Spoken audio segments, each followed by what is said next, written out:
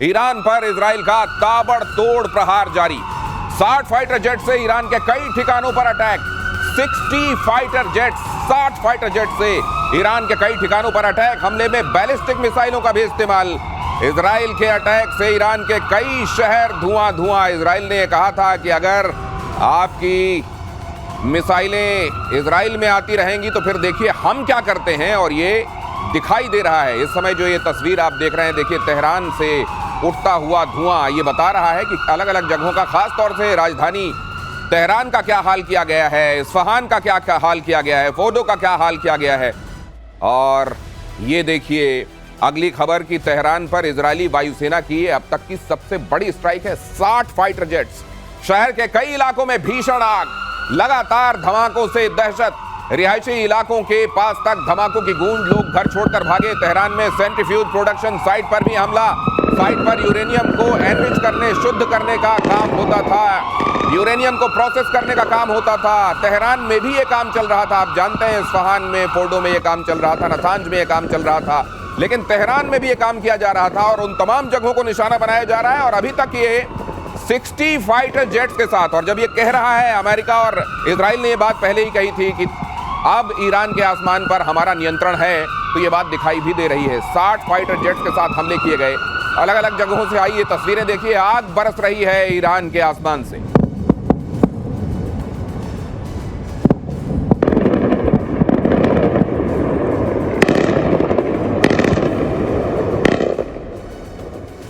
और अगली खबर, इजरायली एयरफोर्स के अटैक से ईरान के इस्फहान में जबरदस्त धमाका। आईडीएफ के सटीक हमलों से पूरा शहर दहला।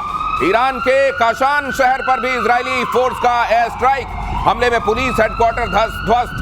तो ये देखिए आप वो तमाम जगहें जिन पर ईरान का असल में एस्टेब्लिशमेंट हुआ करता है, वो एक एक करके आपको खंडहर होती हुई दिखाई दे रही हैं। हालांकि ईरान का दावा तो ये भी है कि हमारे नागरिक ठिकानों को निशाना बनाया जा रहा है। इजराइल ये कह रहा है कि असल में काम तो आप ये कर रहे हैं और हमारे ऊपर तोहमत लगा रहे हैं। लेकिन यहाँ देखिए ईरान में कहीं आग दिखाई दे रही है, कहीं धुआं, कहीं खंडहर, स्मशान सा होता जा रहा है पूरा का पूरा ईरान। इन खबरों का मायना, इन खबरों के मतलब समझने हैं अगर आपको, तो आइए चलते हैं मेजर गौरव आर्य के पास। और एयर मार्शल पीके श्रीवास्तव हमारे साथ इस चर्चा में जुड़ रहे हैं। ये तो तबाही और ज्यादा तबाही, यही चल रहा है ईरान में। बिल्कुल आप ठीक कह रहे हैं दिनेश। जिस लेवल पे अब इजराइल और ईरान की लड़ाई पहुंच गई, और जो बातें डोनाल्ड ट्रंप ने बोली हैं, डोनाल्ड ट्रंप ने यह बोला है कि अब डील नहीं होगी, डील का वक्त चला गया, now we want total surrender.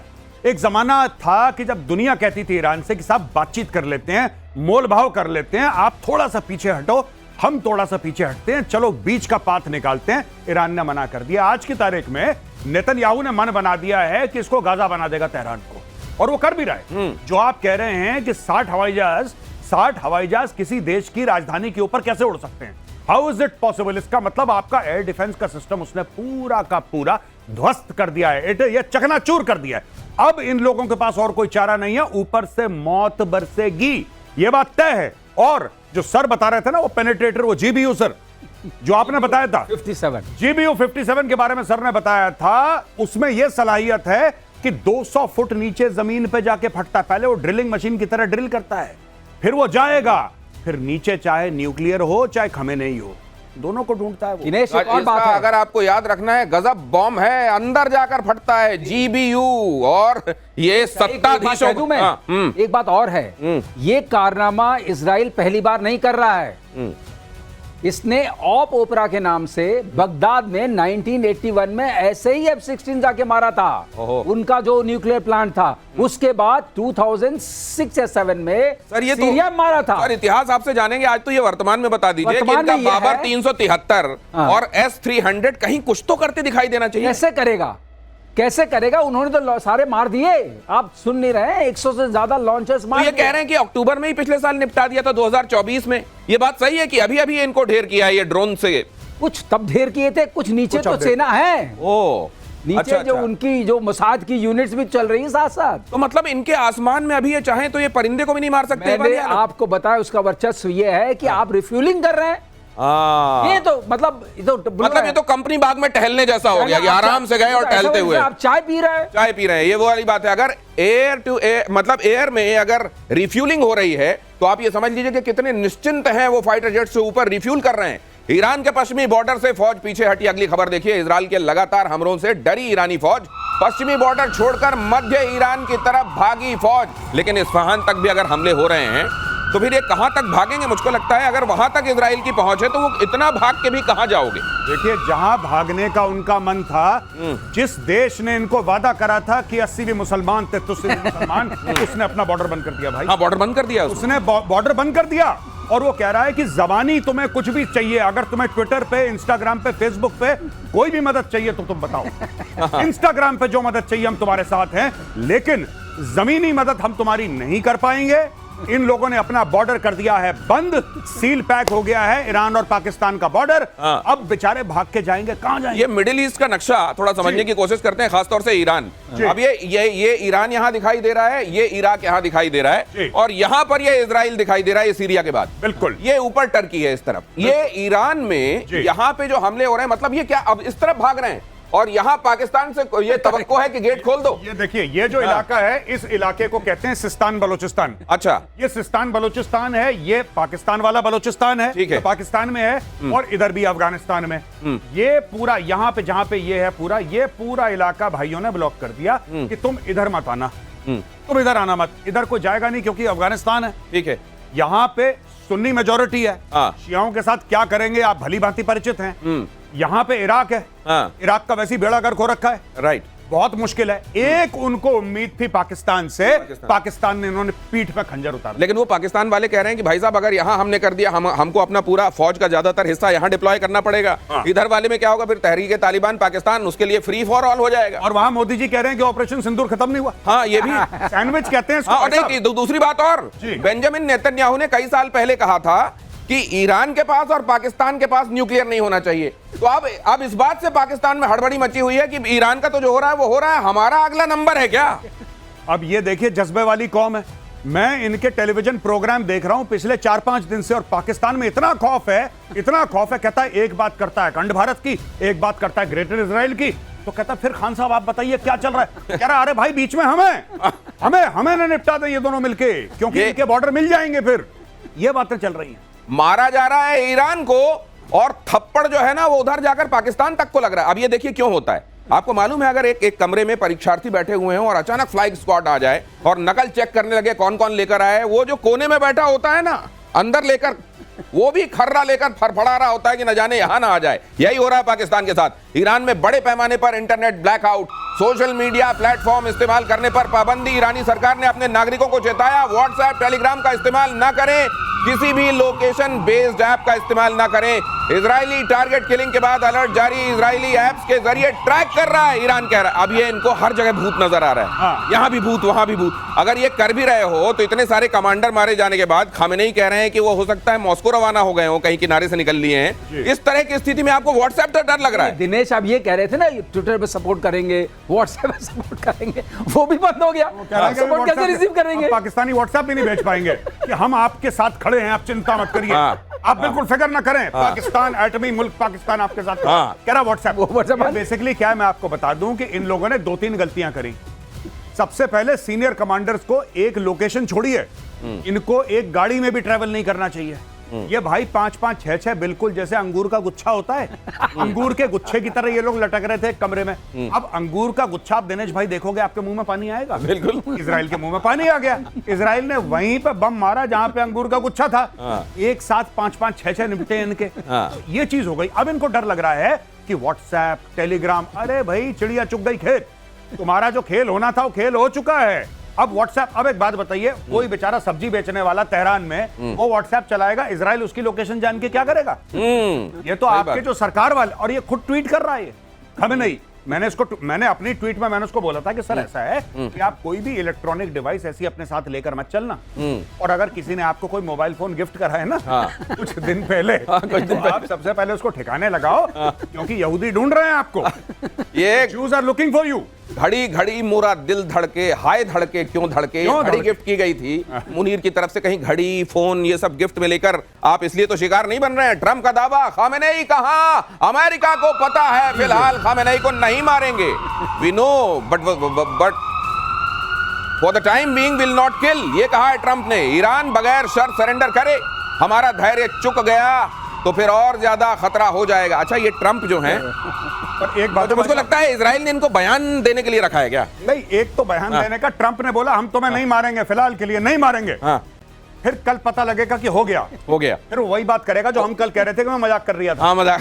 ठीक है, ये ट्रंप वैसे ही है, ये पलट जाएगा अपने बयान से। आज कह रहा है कि नहीं मारेंगे, नहीं मारेंगे, नहीं मारेंगे, हाँ। और चुपचाप इजराइल को बोल रहा है कि अच्छा ये बड़ी मजे की बात आप कह रहे हैं। एक बात इससे जोड़ दूं, एक बात, ये पाकिस्तान में भी यही बात हो रही है कि भाई ईरान से तो ओमान में बात चल रही थी, अमेरिका की ओमान में बात चल रही थी, अगले दिन मार दिया। तो इधर का नाम नहीं ले रहे लेकिन यहाँ मार दे। अब ये बिल्कुल बात सही कह रहे हैं कि ट्रंप कह रहे हैं कि तुम सुरक्षित हो, इसका मतलब खामनेई को और चिंता कर लेनी चाहिए। मैं क्या हेलमेट से बैठ जाओ। हाँ, तो यही डरने की पूरी बात है, वो कह रहा है कि पूरी बात है, क्योंकि ये जो ट्रंप है ये बोलता कुछ है, कहता कुछ है, सोचता कुछ है, और तीनों चीजों में कोई रिलेशन नहीं है इसके। इसकी जबान, इसका दिमाग, इसका दिल, इन तीनों का तार नहीं है, बीच में कटे हुए हैं तार इसके। ये दिल में कुछ महसूस करता है, दिमाग से कुछ सोचता है, बोलता कुछ है, सुनता कुछ है। इसने बोल दिया, ये कह रहा है कि भाई साहब आप चिंता मत करो, इसके पसीने निकल गए होंगे खamenei के अभी, ये भाई के पसीने निकल गए होंगे कि अब तो ट्रंप ने बोल दिया चिंता मत करो, अब चिंता का विषय है भाई, अब चिंता का विषय है। अगली खबर देखिए, ईरान के सुप्रीम लीडर खामेनेई की अमेरिका को धमकी। अमेरिका ने हमला किया तो गंभीर अंजाम भुगतने होंगे, हम किसी भी सूरत में सरेंडर नहीं करेंगे। खामेनेई ने कहा सैन्य हस्तक्षेप अमेरिका के लिए विनाशकारी होगा, खामेनेई ने कहा। अगली खबर भी देख लीजिए, ईरान के सुप्रीम लीडर को लेकर बड़ा दावा, खामेनेई ईरान छोड़कर मॉस्को निकल लिए। सोशल मीडिया पर किया जा रहा है ये बड़ा दावा, और उसके सबूत के तौर पर एक तस्वीर भी रखी जा रही है जो मैं आपके सामने रखूंगा। लेकिन क्या खामेनेई के लिए ईरान में बंकर खत्म हो गए हैं?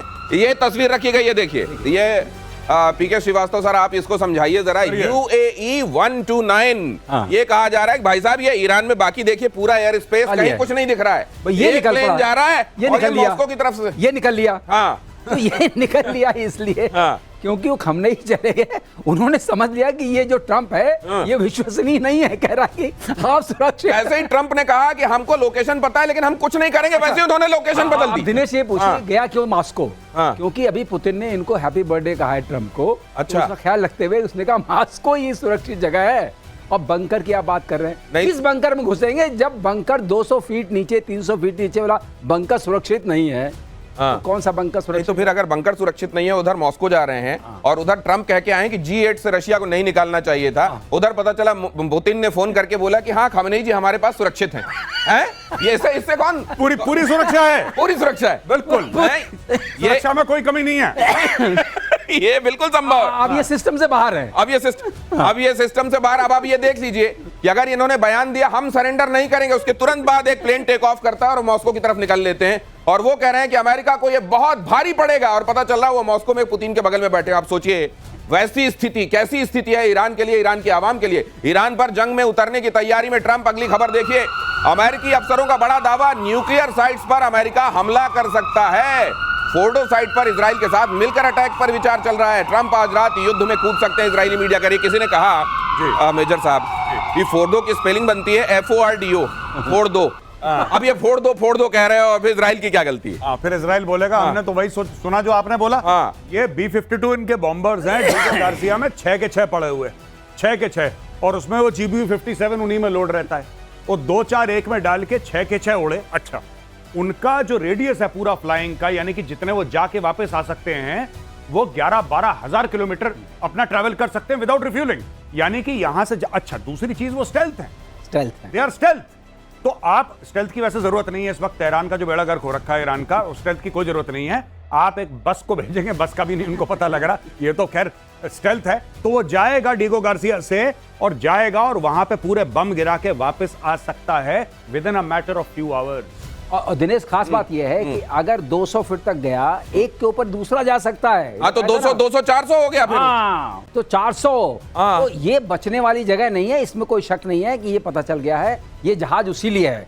हर चीज का एक इंडिकेशन होता है। नहीं तो बंकर भी सुरक्षित नहीं है, और फोड़ दो हाई है। इसीलिए क्या खामेनेई साहब मॉस्को चले गए? अगर ये बात सच है तो हम इसकी जवाबदारी नहीं ले रहे हैं, ये दावा किया जा रहा है। इजराइल ने अमेरिका से मांगा बंकर बस्टर बम।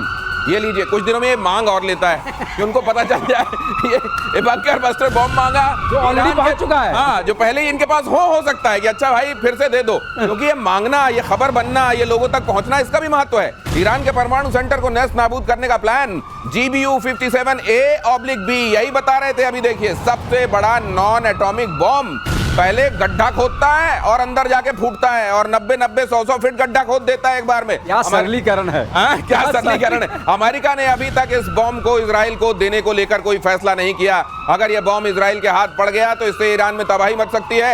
ऐसी भी आशंका है कि अगर इजराइल ने इस बॉम्ब से परमाणु प्रतिष्ठानों को निशाना बना दिया तो ईरान में न्यूक्लियर रेडिएशन फैल जाएगा, तेरा तुझको अर्पण हो जाएगा, जो आम लोगों के लिए घातक हो सकता है। अब ये जो बना के बैठे हुए हैं अपने घर में, ये गए और एक आध फोड़ फाड़ दिया इन्होंने और रेडिएशन लीक हो गया, तो फिर ईरान तो पीढ़ियों तक रहने लायक नहीं रहेगा।